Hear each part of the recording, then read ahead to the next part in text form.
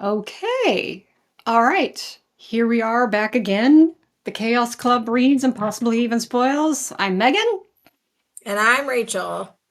and we're a little bit brain dead, so we're just going to talk about the fun books that we've been reading since the last time we talked in the summer and see where we go from there. That's our plan for the day. That's the grand total of our plan. That is all we have planned. So, what have you been reading, Megan? Do you want to start? Do you want to sort it like what you read this fall so far? I think we have like September. We could really talk about Yeah. September, really.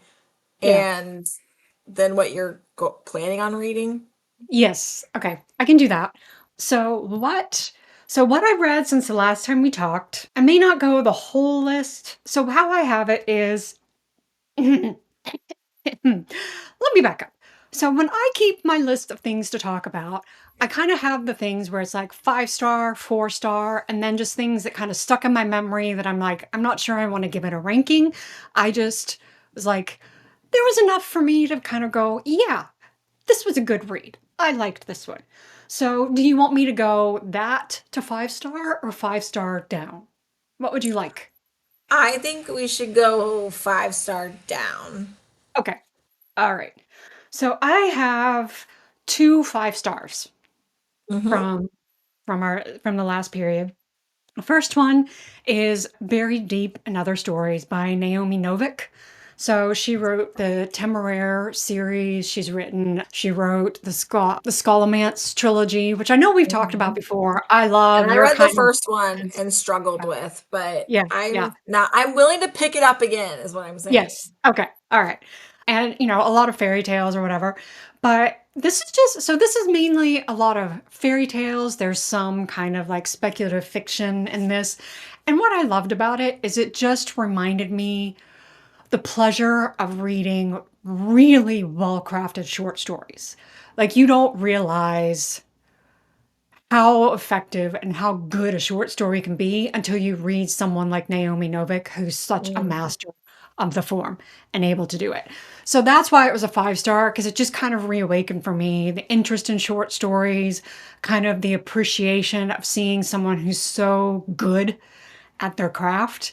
And that's what it was. It wasn't that I was noticing how the story was constructed. I was just noticing that it was constructed so well that it was such a good story. Does that make sense? Mhm. Yeah, yeah, totally. I mean, I think noticing the structure of a story and like how it comes through, like that can be some of the best. Yeah. That's some Yeah. of the most fun you can have when you're reading, right? Yeah, exactly. And then the other 5-star that book that I read is called The Bloodless Queen. It's by Joshua Philip Johnson. And when I read the description of this one, it was kind of like, so people one night a year, all of a sudden, this like one night a year, if anybody dies on this one night, they become fairy. They don't die, they transform into fairy, and they turn into like this mindless compulsion where they have to go into these nature reserves that were started initiated by Ronald Reagan in the 80s, and it was like this global conspiracy to set aside these nature reserves and all the I don't even know. And then it's like there's these fighters that create that they have prime numbers on their skin. I'm telling you, like describing this, I'm going, this is how I felt when I was reading the description. I'm like, what the hell is this about? How does all of this come together? Well, I'm telling you, it comes together. It is super interesting, really interesting. It's one of those where it's like this fantastic crazy world building, and yet like the core characters at the heart of the story really do bring you in to their personality, into their story, into their emotional arc, and you just really are like in it for the ride. It is so interesting. I will say there is a kind of secondary plot where you're kind of like this organizational conspiracy. It didn't gel for me how that came together at the end. So I was kind of like, because I felt like it was teasing like this really interesting reveal. Then when I got the reveal, I was like, really? Huh? Okay. So it was one of those, Got was like, you know, everything in the kitchen sink most of it worked. Like 90% of it worked. So it was such a crazy, it was gorgeous writing, well integrated ideas. I was kind of like, this guy really has a hate on for Reagan, but okay. But it was interesting. Many of us, many of us do struggle with Reagan and the policies that he implemented, such as me. Yes. And so now we're in 4 star. And let's see. Oh, the first one you actually recommended to me, Shark Heart. Yes, Ah! I know. This is by Emily Haybeck, I think. Oh my goodness. It took me a little bit to get into this. I got about a quarter of the way into it and I took a break from it and I was kind of like, "Ah, I just don't know." So after a couple of days, I went back to it and then I was hooked. I was hooked. This was so interesting. I loved how the author played with the form of the novel. Mhm. I loved how she played with different structures. I loved how poetic her language was. Oh my gosh. And, just everything about it was just so interesting. So that was my first response. But since you recommended it, you wanna talk about it for a second? Yeah, I mean, I love like kind of the magical realism that lets you using the general premise for our viewers is that a woman finds out that her husband has been kind of given a terminal diagnosis, but in this world what's just like generally accepted is that like these terminal diagnoses basically turn you into an animal. So in this case, he is turning into a great white shark. That is kind of the premise of the book. And I won't give any more away than that. Yeah. And if you're like, that sounds super weird, it is super weird. But the cool thing about, magical realism is that it's just kind of accepted as normal in the world Yeah. building. And you're Yeah. like, okay. But it lets you dig into the ways of like grieving somebody with a terminal illness or something that profoundly is going to change your reality. I Mhm. think it lets you dig into it in a different kind of way that maybe Yeah. otherwise you emotionally wouldn't be able to access. Yeah.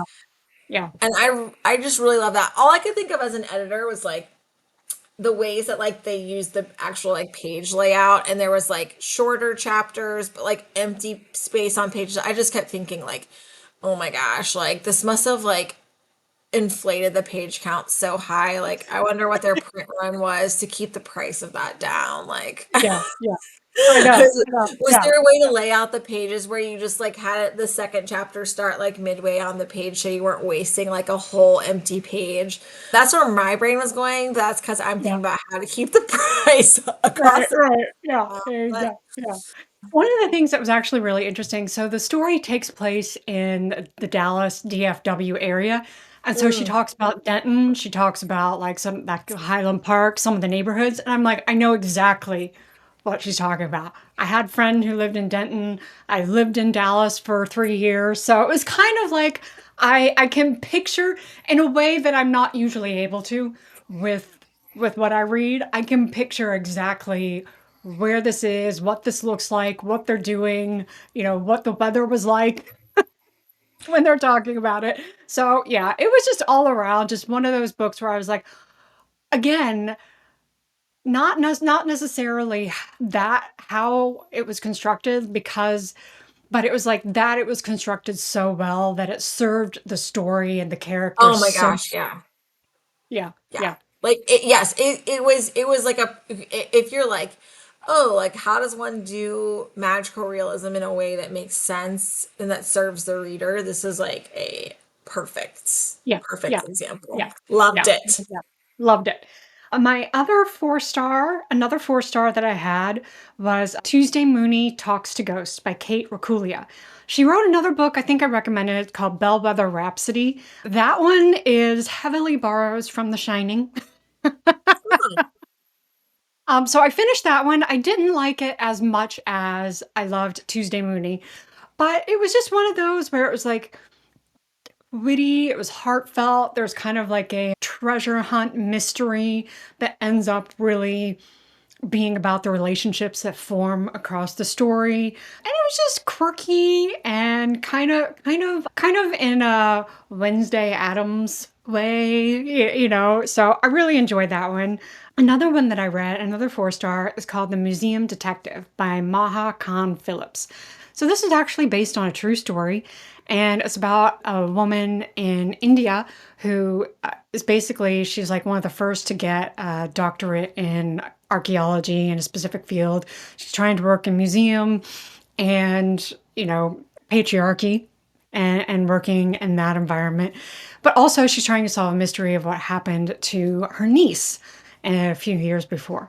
And so it's just all about that. So again, based on a true story, Museum Detective by Maha Khan Phillips. Really enjoyed that one because and it also has to do, like, it brings in a lot of Egyptology and stuff like that. So that's one of my like little pet topics that I enjoy. So anything that talks about archaeology, that's a mystery, that is about relationships, I'm there for it. And then the last 4-star that I had was How to Read a Book by Monica Wood. Not the one by Mortimer Adler.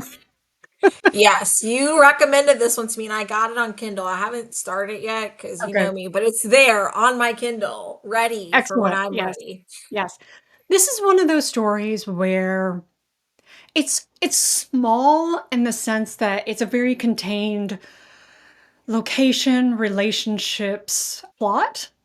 But it's very human. It's about forgiveness. It's about belonging. It's just such a sweet, tender story.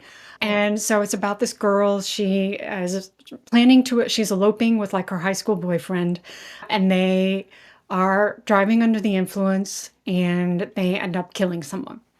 And so she ends up going to prison for it.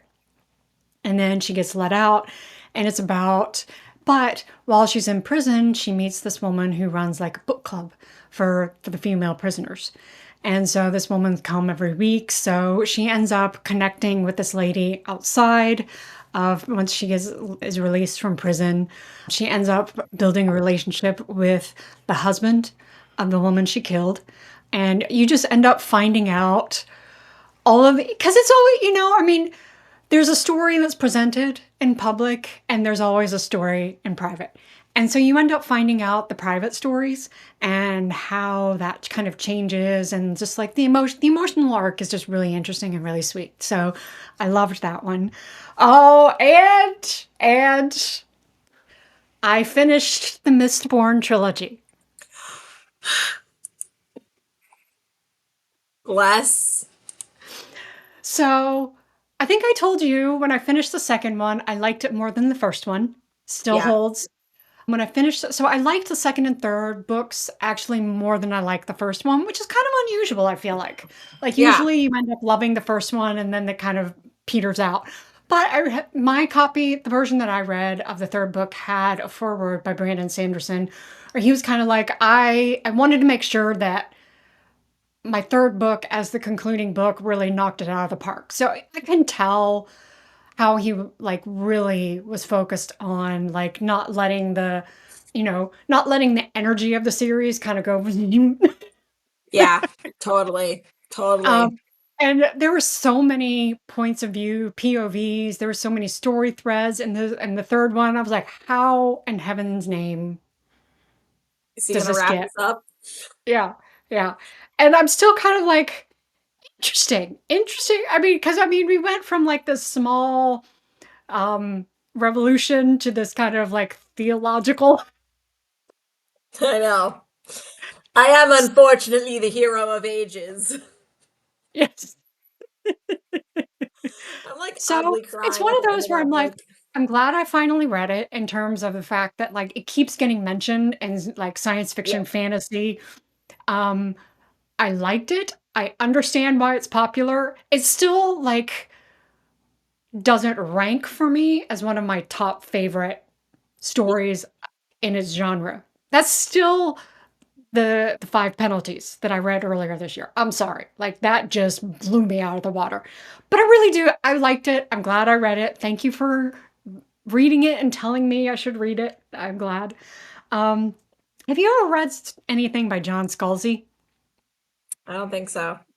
He's a science fiction writer. Sometimes he writes like hard science fiction. Sometimes he kind of writes some interesting. He's written some interesting books. One is really interesting called Lock In, where there's this medical condition where people are essentially like their bodies shut down, but they're aware and alert within it, and they create a way for them to transfer their consciousness into basically a robot, and so they can go out in the world. That's like, but not in a robot. It's like the Black Mirror episode, San Junipero, where they upload people's consciousness to like Sure. the the cloud and they like have a life Yeah. there or whatever. Right. Somewhat. Anyway, that's not what I read. I've read that before, but this one's called Starter Villain. It's just kind of classic Scalzi. With the cat on the Yeah. front. Yeah. I've seen Yeah. Yeah. that. Yeah. Yeah. Yeah. It's just kind of a classic Scalzi where it's like everything happens and there's a lot of humor and it's very sarcastic. And so I enjoyed that one. Um, let's see. I read so many books. I don't want to take up all the time. All right. Let me mention two books that I did read that I'll recommend, and then maybe we can chat about. Okay, hold on. Let me reorganize here. All right. So two books that I read that were really interesting. One, and they're kind of like pulls apart. One is called Serial Killer Games by Kate Posey. Have you seen this one? No. It's a contemporary kind of rom-com. This woman is convinced that the intern at her office is a serial killer.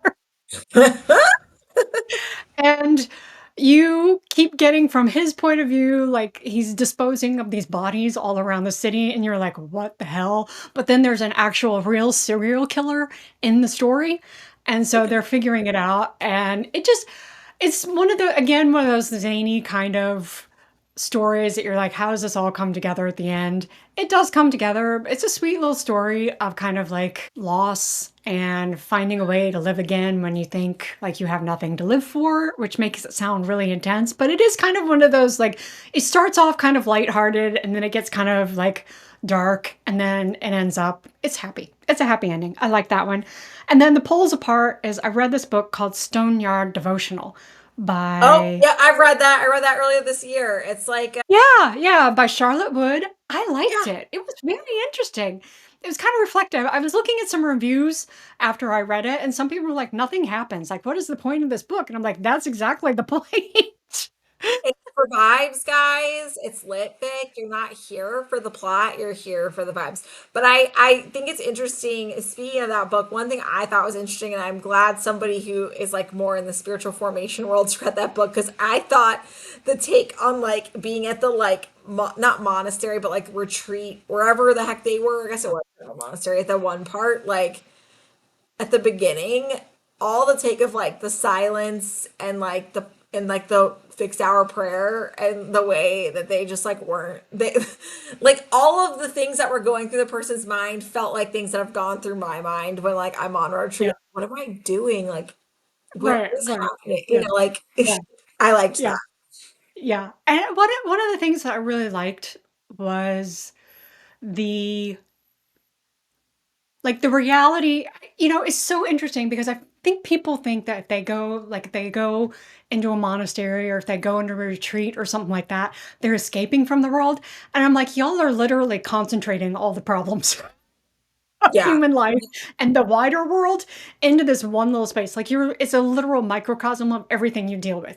You just don't have any other buffers that prevent you from noticing or dealing with it. And that's what I love about it. Was this kind of like this slow working out of all the like the memory, like the main character reflecting on her life and kind of finding, things are coming up as she's going through this everyday maintenance of this space and dealing with these kind of like weird things that are happening. So I really like that one. And then the two that I know you and I both read, we can kind of like, I'll stop with what I have read and then I can switch to maybe, or do you want to talk about what you've read and then we can switch to talking about what we want to read or what's coming up? I could share what I've read too. If the last two Okay. are things I've read too, is that what you're saying? Yeah. Yeah. Yeah, why don't So, you mention those and then I'll segue into mine. okay. So, The Devils by Joe Abercrombie. And then V.E. Schwab's Bury Our Bones in the Midnight Soil. Yes. Both of these are like, okay, so the Devils, I had no idea what I was in for. It's so funny, isn't it? I loved it. Oh, it was just like this. It just kept, it just kept expanding. It just kept I know. going. I just wanted to be a live action because I feel like I could imagine all of those people, Yeah, yeah, characters. Like it'd be so yeah, fun to yeah, watch a series. yeah. Do you think that there will be more in this world, like more books in this world? Do you know? Yeah. I think he's setting it up to be a series. It was interesting. It was interesting. I really liked the sorcerer who was bound and he kept trying to like break the He binding. was, yes, he was so funny. He would get like terribly ill and like it's so funny.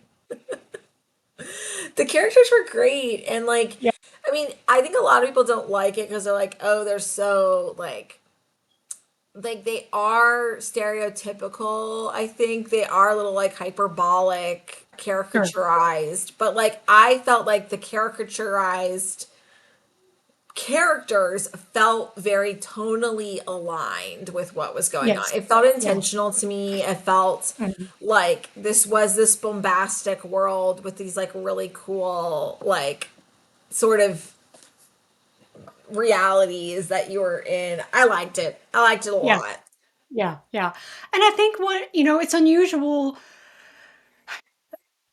So when I read a book, especially when I'm reading, fiction story or whatever, I'm just kind of like how the character, most of the time I'm just going along.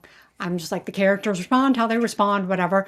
Once in a while, like you and I have talked about this, like we read a, and the only reason the story and the book exists is because the character is too stupid to live. Like why? Like the choices they make just literally make no sense. The That's worst. not what this book is. It's like everything that happened, the characters, every single character responded in a way that felt real. Like, Yeah. yes, this is of course how this person would respond to this situation. So I really appreciated that about it. And then Bury Our Bones. What did you think? I think that it was long. I don't know if it needed to be that long, if there would have been a way. And honestly, I felt like I wanted more, I think, of Alice. And I felt like that part got a little bit like I would have liked to see more of her character. But I think in terms of like domestic abuse, women, and the ways that they survive in patriarchy, there was a lot of, I think, commentary on all of that. And I think that like it was a great little sapphic jaunt, you know? Yeah. So I yeah, I liked it. I liked it. I wouldn't say it's also my first V.E. Schwab book, so I have nothing to compare it to, but I would definitely read her yeah. again. Yeah, yeah, yeah. Well, I think if you liked these kinds of characters, she tends to write that kind of misanthropic loner female female character, so if you kind of like that, I think whatever V.E. Schwab is writing, she tends to kind of have that as like, so if you like that, if you want to see more of that, I think go forth. Bless. So yeah, so what have you been reading since we last talked? I was trying to figure out where we last stopped. Did we talk about Atmosphere by Taylor Jenkins Reid? Because I feel like that's probably where I need to start if we haven't. You Um, have, because I feel like I put it on my wish list, or okay. my Well, that was my my put it on my that was a TBR. five that was a 5 star from August for me. I don't remember if I talked about it on the book club, but like dude, that book was so freaking good. I was like ugly crying in my car listening to it. The end, this book wrapped up so well. The characters were likable. It was interesting. It's historical fiction. I did not know how it was going to end, and I felt like I went like on this roller coaster, like at my like lowest of low, highest of high. It was just crazy. So would highly recommend it. I don't want to give too much away. It's about, I mean, it's kind of like, I'm not like an expert, although I have kind of like read a few books this year on space, so maybe I am kind of an expert now. But like I read 3 books, so you can basically call me like the next NASA hire. Like, just kidding. I am not an expert at space. I don't know anything. I've read 3 books and only 3 books, and 2 of them were fiction. So I would say it's really interesting. I think the dynamics of being a female and one and like going to space and some of the things that were going on. I actually really was happy that I had read the Challenger by Adam Higginbotham earlier this year, which is about the Challenger explosion and everything that led up to that. So, like, there were some aspects to that that were helpful in understanding what was like real and what was just like kind of made up. But great book. I Um, did I talk about The Emperor of Gladness by Ocean Vuong? Did I talk about this book? think you did because let me see. I Did I talk about this have, on here? Maybe I did. what's that? Did I talk about it on the Chaos Book Club? Or did I just talk about it to you? I honestly can't remember. I just know that I put it on my holds list. So it's Okay, on my library holds. I'll keep And it I brief. actually read a really interesting kind of Substack the other day, a post where, I don't pay attention to a lot of stuff that happens online, but apparently there's like some sort of backlash against Ocean Vuong or whatever. I There don't know what the deal. is. Yeah. And it's kind of like this person was just trying to make the point that like Ocean Vuong is basically playing with language, and he's playing with language as both like a writer and an immigrant and non-native, all of these different factors. And so for people to kind of be like, you can't write that way, it's just, just very, kind of colonialist and discriminatory and all this stuff. And so but she was quoting some stuff from Ocean Vuong, like from some of his poetry. And I was like, ooh, I'm getting more excited to read this book now. Yeah, like if you don't like what pisses me off about the discourse, it's the same discourse about RF Kuang and it like absolutely drives me crazy. I am fine with people critiquing books. You do not have to like everything that you read. But the sheer vitriol from people that literally just want to say this person isn't as smart as everybody acts like they are is just Sure. absolutely absurd to me because you don't have to like RF Kuang. You don't have to like Ocean Vuong. You might think their language is overly flowery. You might think that RF Kuang is overly didactic, but I will stand by this on Kuang. I think that when we live in a society where white supremacy is clearly being celebrated right now at like a political level. I don't think that RF Kuang is too didactic because clearly people are not picking up what she's putting down. So don't, Yeah. sometimes we have to be didactic because people don't understand what's going on. Sure. It's called being direct. And I think that it's very clear to me that RF Kuang knows how to plot a story and are some of them have I read Calabasas yet? No, not yet. It's on my list. I have the sprayed edges version right here. I'm about to start it, but like I've read I'm all of halfway through copy. How to Basis right now. You're in it right now. Yes. I can't wait to start. Everyone's like it's overly academic. I'm like I'm sure I'll love it then. Like I'm sure I'll just Yeah. I No, loved her. so here's the thing. I think as you and I, with our theological and philosophical background, it feels like home. Yeah. Yeah. Let it be. So, like, I mean, that's the thing is that when you look in the back of Emperor of Gladness, there's a list of philosophical works, including Mark Fisher, right? Who, like, is saying stuff like, I don't think capitalist realism is the one that he, like, well, I'm going to get to that book in a second because I read Mark Fisher.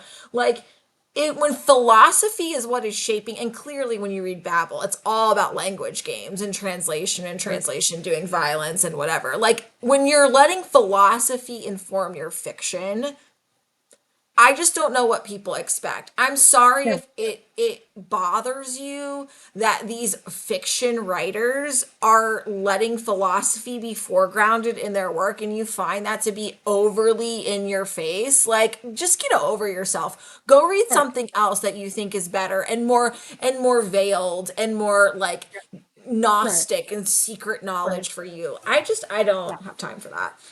It's a great book though. I thought it was beautiful. It's about this boy, and he's like, life sucks, and he befriends this lady, and it's these people in this powerless system and how they're navigating it, and Yeah. it's beautiful.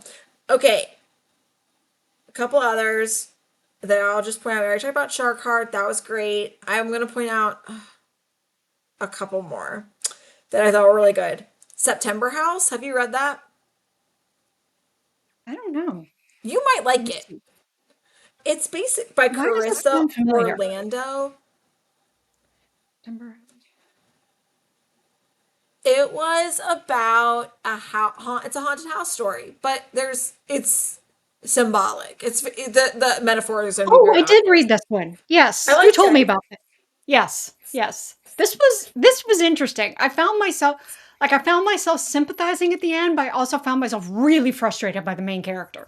Yeah, I mean, I thought that was kind of the point. I liked the fact that she Yeah, was like, she's in an abusive relationship, right? And so it's like her enabling of the situation. Yeah, I just thought it was also, disassociating and also yeah. dealing with very real supernatural. I really will.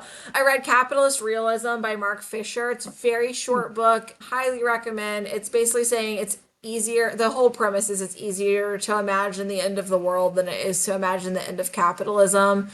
And hmm, he makes a really strong point for, just some of the limitations of capitalism and ways that we sure. might envision a different world, and the ways that it shapes our imagination. One of the most important conversations, I think, in the whole thing is about the privatization of mental health. And he points out the fact that a lot of our mental health issues, he's not saying we don't have real mental health issues. He's saying that when we privatize it, we basically allow the systems and structures to get away with the kind of oppression that they're causing on our mental health and psyches. Like, oh, it's your problem, you should go find a therapist and deal with this, when, like, in reality, it's not a like a limitation on your part, or some sort of, like, brain imbalance on your part that you've somehow failed to do, but rather, Mhm. like, the system itself is creating Yeah, the conditions in which, what other mhm. outcome is there but then to, like, Yeah, be unwell. yeah. I also read Empire of AI by Karen Howe, and if you want to hate your life more than you hated it after reading Surveillance Capitalism, you should read this book. You should read how terrible Sam Altman is. In fact, I want to share with everybody a wonderful quote. I think I actually have it right here. Let me see if I can find it. That I think just is going to make you understand that when it comes to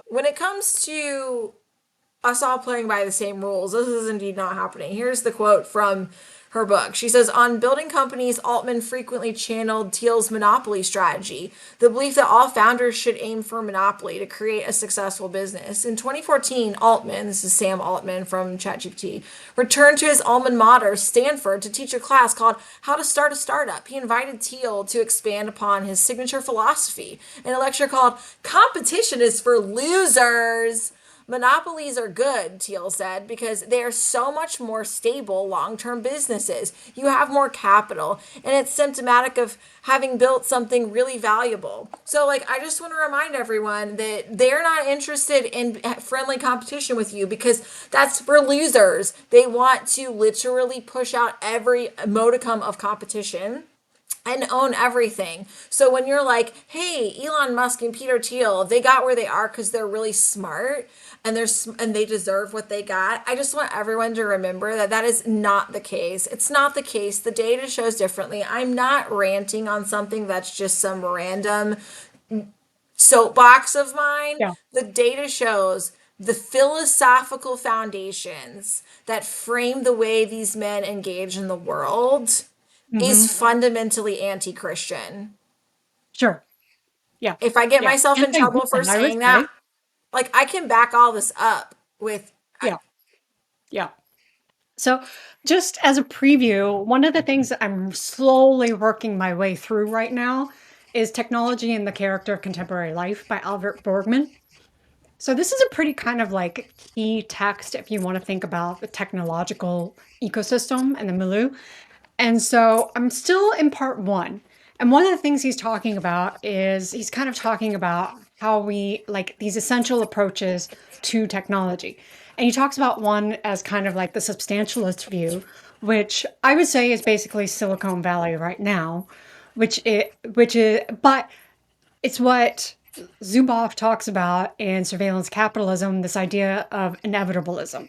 Like there is no other Yeah. force in the world other than technology. They don't define what technology is. It's just technology is coming for everything.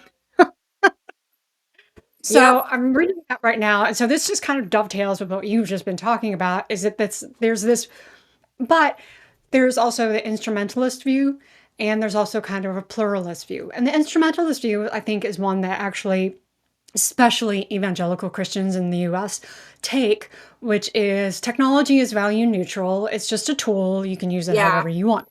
And Borgman basically, oh, there's this really good quote. Let me see if I can find it. Let me see. No, no, no. Where is it? Where is it? Oh, it is an equivocation to speak of indifferently of tools in a modern and pre-technological setting. A means in a traditional culture is never mere, but it always and inextricably woven into a context of ends. Yeah. I I mean, love that. that's evangelicalism incorporated to like, I mean, not the book, but like the literal machine in which we find ourselves Yeah. at is its MO. Like, well, if it, I mean, don't even get me started. I'm not because we have limited time. I want to mention two more books Yeah. quickly that I read.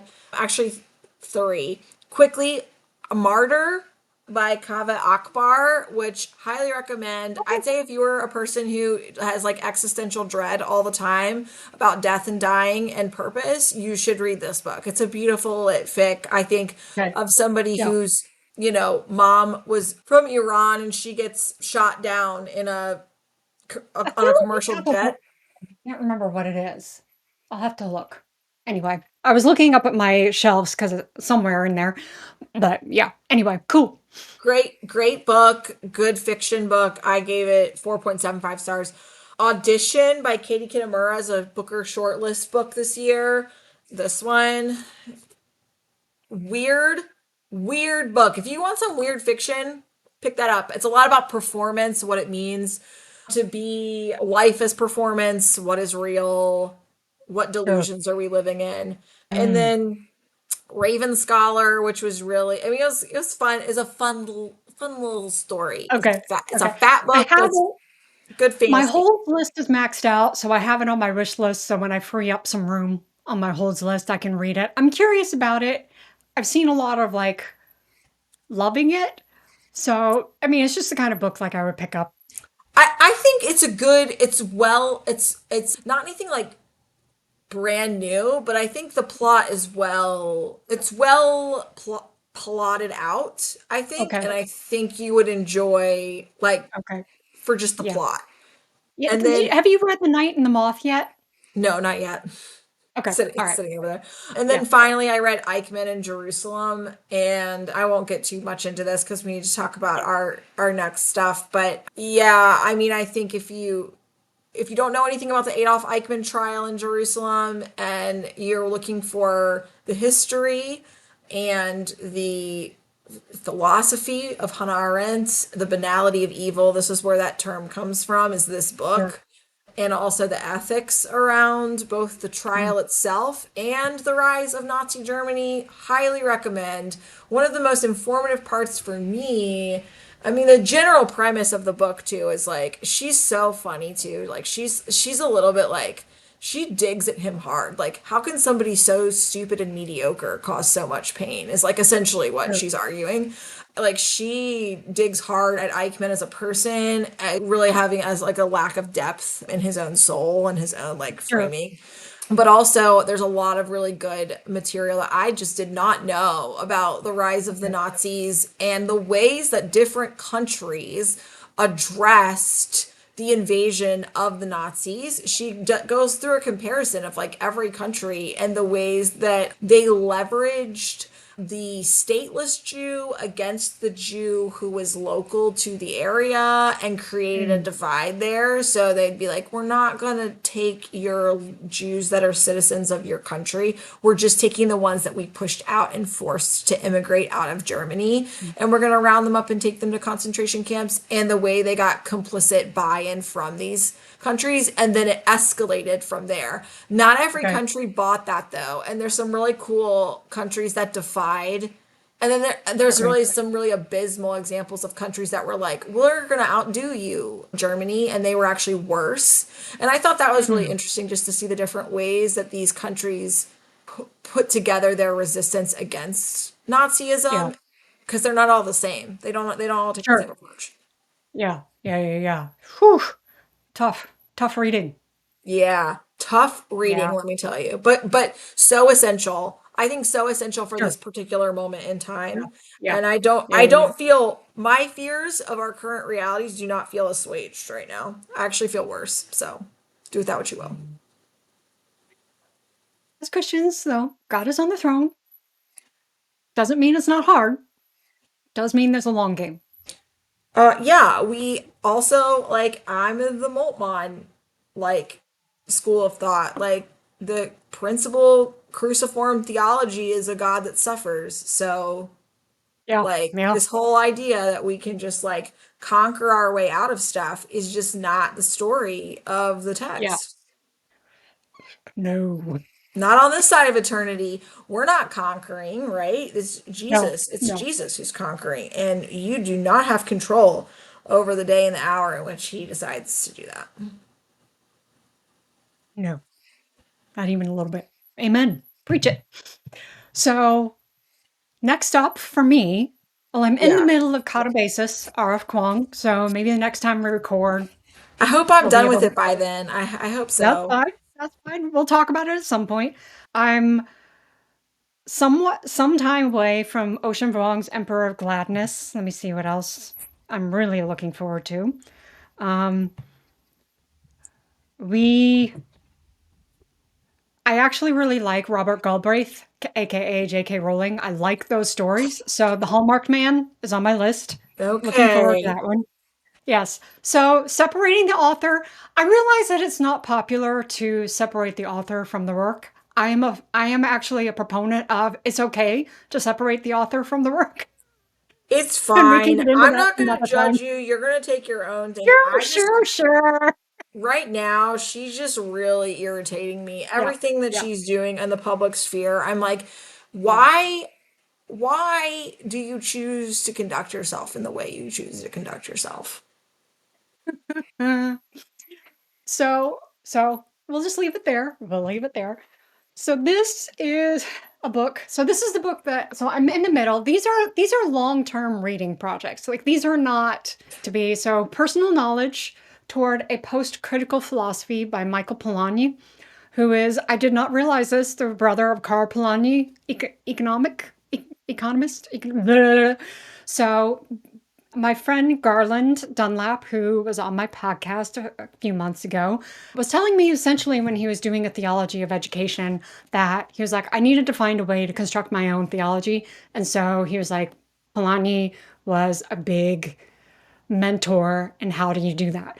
Mm. So basically Polanyi is saying, we have this scientific method, this scientific knowledge, and Polanyi is saying like actually you intuit and you have personal common knowledge that you rely on as much if not more than scientific, the scientific method. I think that's what he's saying. I'm still early in that.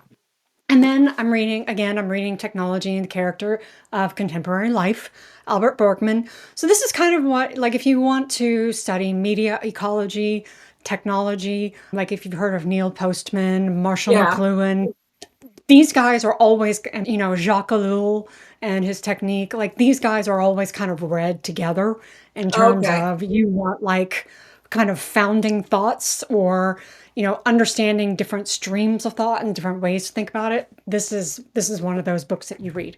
And then this is also a long-term personal Rachel, I've got to pay attention when I buy a book how big the stinking book is. Look at the page count. That's Ooh. one book. This is one book. This is one book. So this is the biography of Vincent Van Gogh. I Wow. have been very intrigued by his life, by understanding more about him as an artist, understanding more about his life. And so I got a biography, and then I also got the kind of an autobiography, like edited letters that he wrote to his brother. So I thought it would be Wow. interesting to kind of read like a outsider's perspective and then read his own recounting of his own life and what he was going through. So that's, and then I'm also looking forward to, well, I'm looking forward to a lot of things, but you go. Okay. So I finally got I've been trying to get into this and I just like never did this summer and I finally gotten like far enough in where I'm like About committed to the bit. a third of the way through, and then I just DNF'd. I'm about 70 pages in now. Finally got Okay. going this 2 days ago, and I feel like I'm gonna finish this. I'm liking it so far. I'm very curious how it's all. It's like I mean, it's kind of a mystery and also like climate change fiction. I think that's cool. Yeah. I do plan on reading Call Me by Your Name, a Hmm. classic lit fic. It's a romance, right? About a young boy. Yeah, Is this the one with the movie yeah, Timothy? Timothy Chalamet. Okay. Yeah, I heard great Yeah. things from a guy at the bookstore about it, and I'm like, I should read this. I am reading this with Asher Oh, right now, my son. We do audiobooks together, so we're trying to get through Thursday Murder Club. We're not super far in, but nice. we're a couple chapters in. And I also am going to pick up with my a book club that I have with some friends at work. This book, Trees by Percival Everett. So it was shortlisted for the Booker Prize Okay. um, a couple years ago. And it kind of looks like it has like true detective vibes to it. I'm also currently listening to Ring Shout, which is a book it's kind of like Sinners, where it's Is like, that J.L.A. Clark? yes, uh-huh. Yeah. Yeah. He's the one that wrote that one that I talked about, the Dead Cat Tail Assassins. Oh, okay. Yeah. Yeah. Yeah. So He's written another book. I forget the title. Hold on. No, hold on. I'm not spelling that right. I cannot type on here anymore, and it really pisses me off. So, yes, he's got the Dead Jinn universe. So, one is called The Master of Jinn, which I really like that one. yeah, you told Um, me. I remember now. Yes, you told me about yeah, this. yeah, yeah. And so I've read a couple of his books. I haven't read Ring Shout, but yeah, anyway. Yeah, it's cool. It's like there's monsters, but the monsters are the KKK and they're killing Klans members. Sure. And then I'm also reading Limitarianism, which is The Case Against Extreme Wealth by Ingrid Robbins.